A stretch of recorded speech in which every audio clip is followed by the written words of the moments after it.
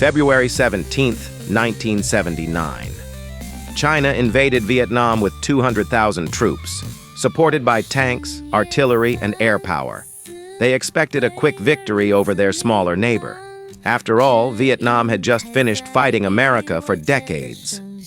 Surely they were exhausted, broken, ready to fall. China was catastrophically wrong. Vietnam had been at war for 30 years straight. They had fought the French colonial empire from 1946 to 1954, winning independence at Dien Bien Phu. Then came the Americans, the most powerful military on earth, from 1955 to 1975. Vietnam had endured napalm, carpet bombing, chemical warfare, and economic destruction. They won anyway. Their entire society was militarized. Every citizen knew how to fight. Every village had weapons caches. Every farmer had seen combat. When China invaded in 1979, they weren't attacking a weak nation recovering from war. They were attacking the most battle-hardened, experienced, and motivated army on the planet. China's reasons for invasion were political. Vietnam had just invaded Cambodia to overthrow the Khmer Rouge, China's ally. Chinese leader Deng Xiaoping wanted to punish Vietnam and demonstrate China's regional dominance.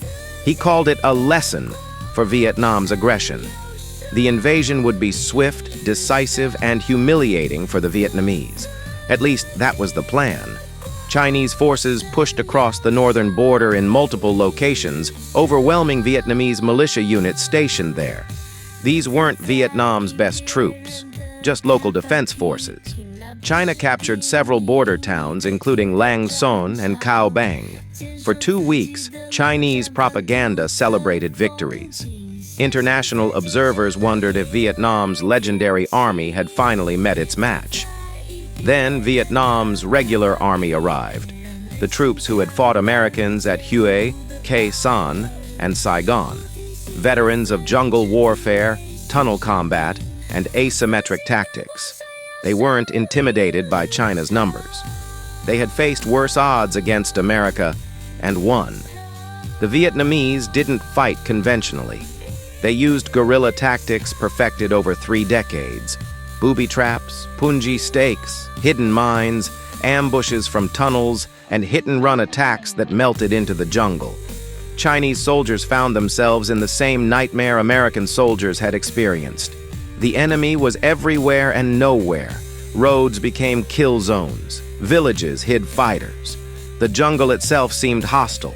Chinese casualties mounted shockingly fast. Entire units were ambushed and destroyed. Supply lines were cut. Convoys were trapped and picked apart. Some estimates suggest 26,000 Chinese soldiers died in just 1 month of fighting. Vietnam lost around 10,000, but they were defending their homeland and knew every inch of terrain. China had numerical superiority and better equipment, but Vietnam had something more valuable: experience, motivation, and home advantage. Every farmer was a potential soldier.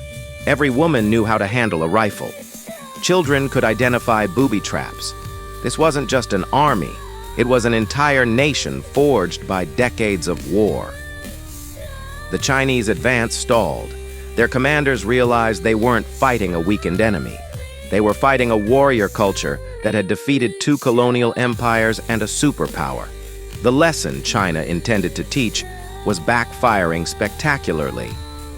After 27 days on March 16th, China declared victory and withdrew all forces back across the border.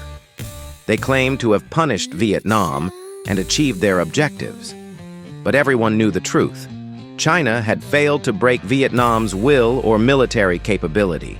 They had captured some towns, but couldn't hold them against determined Vietnamese resistance. Vietnam's regular army remained intact, undefeated, and ready to fight on. The war's aftermath was telling. China gained nothing strategically. Vietnam continued occupying Cambodia for another decade. International opinion viewed China's invasion as aggression against a smaller neighbor. Thousands of Chinese families mourned their dead. Deng Xiaoping's lesson had taught China something instead. You don't invade a nation that just spent 30 years consecutively defeating superpowers. Vietnam had now defeated France, the United States, and China within 35 years.